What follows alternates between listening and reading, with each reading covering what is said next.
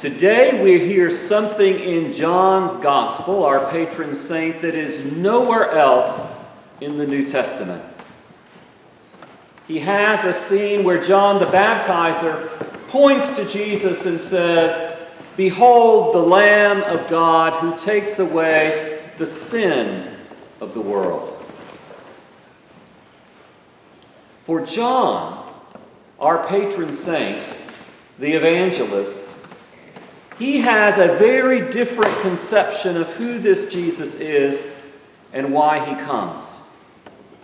He is about battle with the big forces of darkness, what he calls the sin of the world, not our individual sins. And he has, in the words of John the Baptizer, proclaimed him as the Lamb of God. To understand what he's trying to say to us, we have to go all the way back to the story of the children of Israel in Egypt.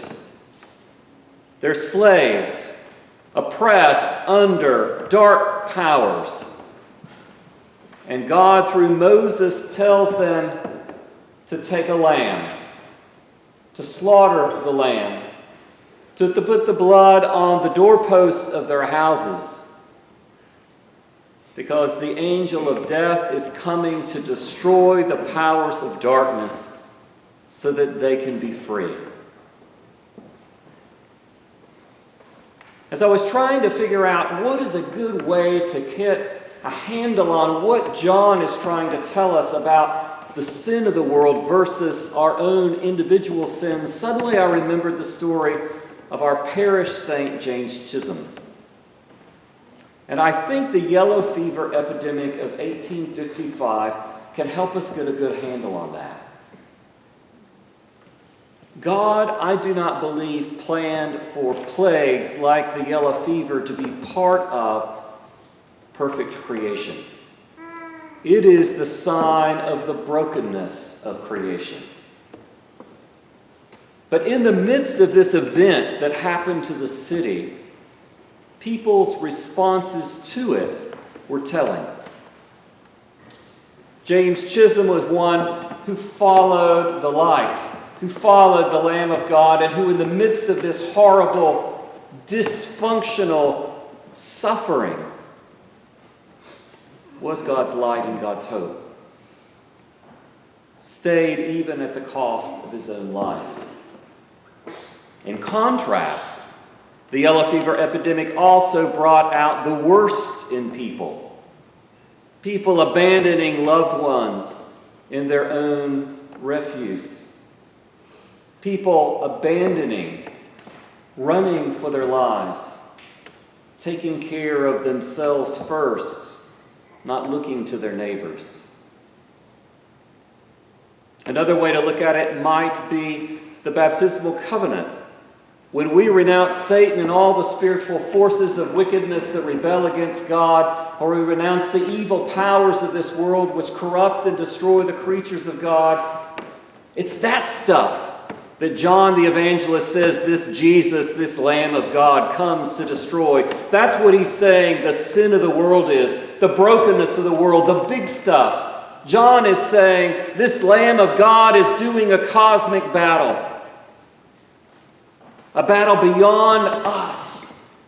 A battle which will change the whole landscape from its brokenness, where sin and suffering comes beyond and outside of us, from a creation that has lost its perfection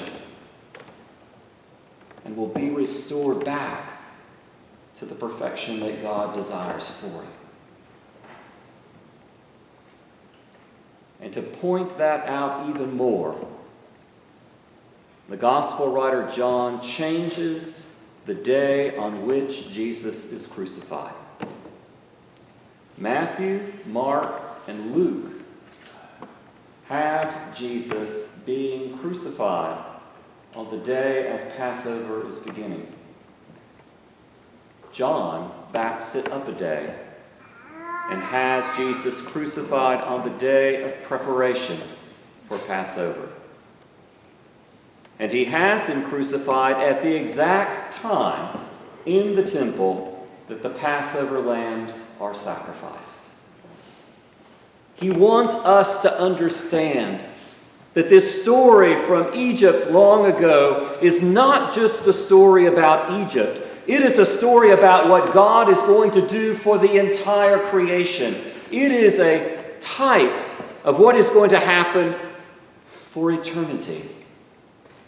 For God is coming in the angel of death to destroy all that is darkness, all the evil powers of this world, everything which corrupts and destroys his perfect creation, he is going to wipe away.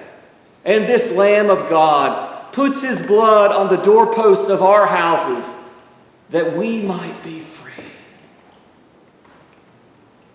And if you know the story of the Exodus, you know what they did with those Passover lambs. After they smeared the blood on the doorposts, they roasted and ate the food. Because God said, eat it standing up, be ready because your freedom is at hand. You are about to go from slavery and bondage to new life and freedom. Which is precisely why a song, Lamb of God, you take away the sin of the world, was introduced in the 6th century to the Eucharist. For the Lamb of God gives us himself as food. That's why we come here each week.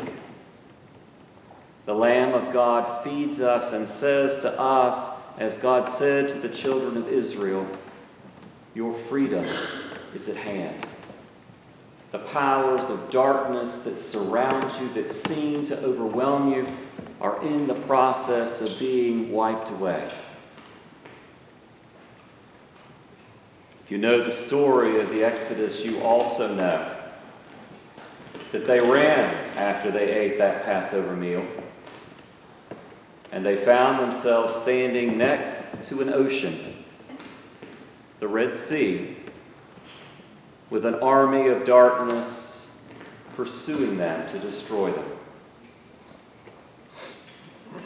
And God said to Moses, put your staff out over the water and step into the water and see my deliverance. Sometimes it is the darkest moments when the light of God's new kingdom shines forth the brightest. People keep talking about how the church is dying. The church is changing, yes. But the church is not dying as long as the people of God understand that the Lamb of God is victorious. The Lamb of God is working to destroy the powers of darkness. The Lamb of God gives us himself for food. And the Lamb of God says, see, your freedom is at hand.